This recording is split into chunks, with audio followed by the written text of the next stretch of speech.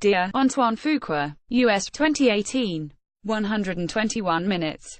The balance is off in The Equalizer 2, an action thriller that wants to be a taut revenge tale, an over-the-top spectacle, a rumination on regret, a somber character study and a paean to those on the margins of society. For a spell, this sequel to the 2014 hit intrigues because of its insistence on taking time to establish melancholy themes and thoughtful tone. But no amount of Denzel Washington's weary authority is enough to distract from the fact that this overstuffed, ultimately unsatisfying potboiler merely dresses up its cliches in strained gravitas. The reliably commanding swagger of Denzel Washington helps to smooth over The Equalizer 2's uneven or overblown patches. Opening July 20th in the States and August 17th in the UK, this Sony release hopes to match or better the commercial success of The Equalizer, $192 million worldwide, one of Washington's biggest hits. Remarkably, the film represents the first time the Oscar-winning actor has starred in a sequel, and certainly his box office clout aided by audience awareness of the original film should result in solid grosses. Washington again plays Robert McCall, a former government operative who now works as a private vigilante for those seeking justice. McCall is lying low as a Lyft driver in Boston when Susan Melissa Leo, someone from his old life, is slain. He suspects this wasn't a random crime but, rather, a targeted murder, and he's determined to find the perpetrators.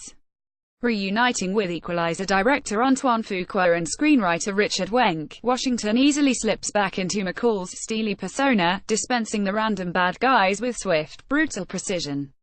As in the first film, The Equalizer 2 features a few instances in which we see action sequences through McCall's eyes before they occur. He's such an elite killing machine that he can anticipate his adversaries' moves in advance, always staying a few steps ahead.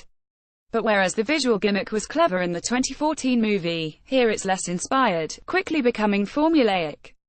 Before The Equalizer 2 shifts gears to become a more conventionally violent action movie, the filmmakers try to put us inside the head of their stoic, mournful hero, who is silently grieving for a dead wife. With the exception of his occasional vigilante antics, McCall is mostly living a withdrawn life, although that doesn't prevent him from reaching out to those in his community who need support, including a lonely older man Orson Bean and an aspiring artist Ashton Sanders tempted by peer pressure to dabble in crime.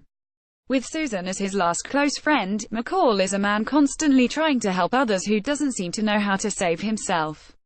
Washington's considerable dramatic presence ennobles McCall's crudely drawn-inner demons, and The Equalizer 2's stubborn insistence to let its story slowly develop suggests the potential for a rich character piece about second chances and letting go of the past. But any hope for a more grown-up summer action film is soon swept aside by obvious plotting, simplistic moralizing and some generic suspense sequences. What's especially frustrating is the film's half-hearted attempt to address how the impoverished face limited prospects, which leads to unappealing life choices. Sanders Miles is a Hollywood cliché of the promising black youth torn between gangs and a bright future character, and the young actor's raw sensitivity isn't enough to fight against the patronizing treatment. Especially considering that Sanders played one of the versions of Chiron from Moonlight, an infinitely more nuanced, insightful and compassionate view of African-American life. The Equalizer 2's clunky attempt at a social conscience is all the more disappointing, even hollow. The film's multiple ambitions eventually get steamrolled into a familiar final third act involving unsurprising double crosses and risibly epic action scenes. The Equalizer 2 doesn't have particularly memorable villains, and what's meant to be emotional about the conclusion doesn't carry much weight since it hasn't been resonantly established beforehand. Throughout, the reliably commanding swagger of Denzel Washington helps to smooth over The Equalizer 2's uneven or overblown patches. He capably sells McCall's thirst for revenge, but the bigger that the movie gets, the more it seems to dwarf this powery charismatic star.